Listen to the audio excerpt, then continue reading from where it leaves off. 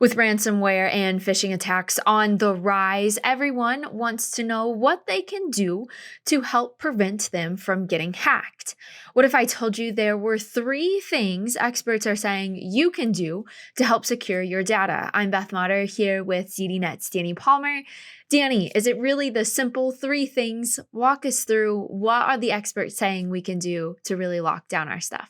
Oh, these three mistakes, errors, bad practices have come direct from CISA. That's the United States Cybersecurity Agency, which is focused around critical infrastructure. But no, this advice can apply to everyone, be it critical infrastructure providers, businesses, or even people. I mean, one of the reason this is sort of come out and being discussed now is because they've added a third aspect to this list of bad practices, which is the use of single-factor authentication, particularly on networks that control critical infrastructure. I mean, what this means is that these networks are only secured with just a username and password. There's no other factor of authentication there, like multi-factor authentication, like a hardware key or an app. That the multi-factor authentication is helpful in these instances because it means that even if the cyber attackers have gotten hold of the password, there's that extra barrier that they need to get by in order to actually access the network. So, for example, if you get an alert saying, did you just sign in here? And that's not you, you're going to go, okay, something's up here, and go tell someone about it. Or there's also the thing as well where if they need the hardware key in order to get into a system, I mean, in theory, they could physically steal that piece of hardware in order to get access into these networks. Again, that's much trickier than just doing it remotely via a username and password, which takes us on to one of the other steps here, which CISA said is dangerous, is the use of default or simple to guess or known passwords. I mean, a lot of systems, particularly those used in things like critical infrastructure, come with default credentials. I mean, or it could be the case that Mm-hmm. your IoT camera has come hardwired with a username and password, which in some cases could be just password one for the default password. Using these is makes things a lot easier for the attackers, because if they've got a big list of common passwords that are used to default are used by default on devices, they can just use brute force attacks to try and break in. But it's also the case with email addresses as well and usernames.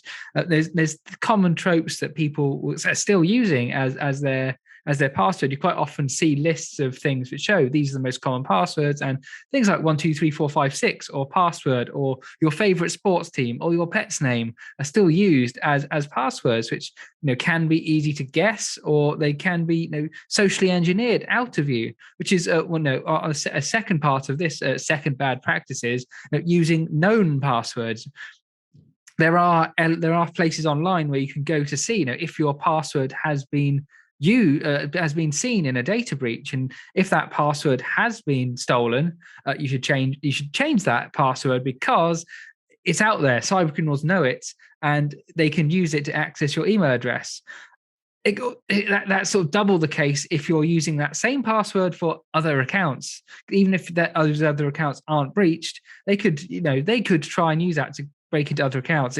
It's a simple thing, but it's one of the reasons that CISA has put it out there is because it's still a common problem. And the third one of these problems that they have detailed is the use of outdated or software that's past the end of life, which basically means that if you're still using an unsupported or out-of-date software, say, for example, an old version of Windows, let's say Windows XP, if that is controlling your network, you might have a problem there, because if there's a new cybersecurity vulnerability found in that, there's no Microsoft, for example, don't have to patch it, because it is beyond the end of life, and they are not responsible for it anymore. Customers have been warned for years to upgrade to the latest one, and this keeps happening and happening. It's also the same case with software as well, where a lot of software can have gets patched. A lot of things on your computer will receive security updates, because in many cases these have received these updates because there is a vulnerability which can allow cyber attackers to either access accounts of that software or access the machine as a whole. So if you're not applying patches, that provides attackers with an easy gateway into and exploiting what are known vulnerabilities. So these are three simple actions which can be taken. But the good thing is that if you apply these, you're going to hopefully protect against most kinds of attacks, because as we've discussed again and again, it's the simple things that cybercriminals take advantage of. And if the simple things are taken care of, they are much less likely to be able to break into networks or accounts. 3 easy steps that can be taken to help prevent your data from being in the next leak. Danny, thank you so much for breaking this down. As always, for all things tech and cybersecurity, be sure to stick with ZDNet.